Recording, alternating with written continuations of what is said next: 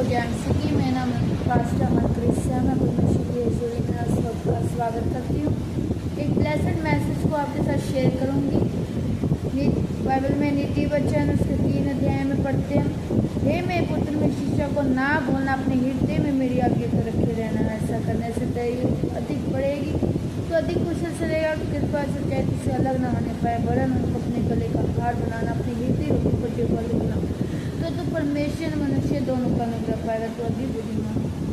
Hallelujah. तो परमेश्वर का वचन कह रहा है कि जब हम परमेश्वर की आज्ञा पर चलेंगे,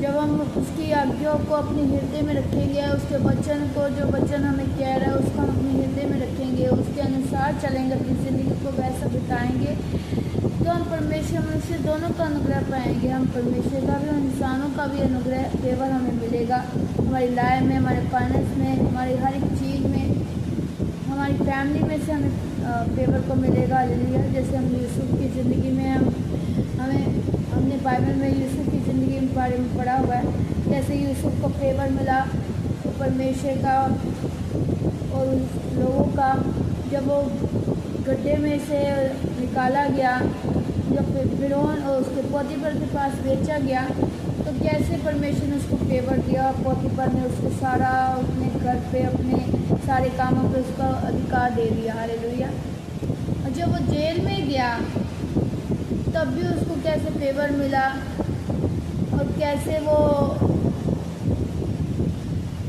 जहाँ वो जिस जेल में रहा करता था वहाँ के कैदियों को भी फेवर उसको मिले, उसको ऊपर वहाँ के पुलिस कह लो या कुछ भी कह लो, वहाँ का और उसका फेवर उसे मिला।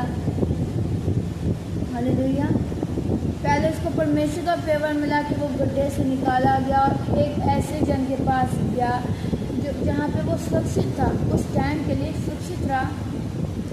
बाद में चाहे उसको जेल में डाला गया, उसकी परीक्षा बढ़ गई थी इसलिए उसको जेल में डाला गया। हालेलुया।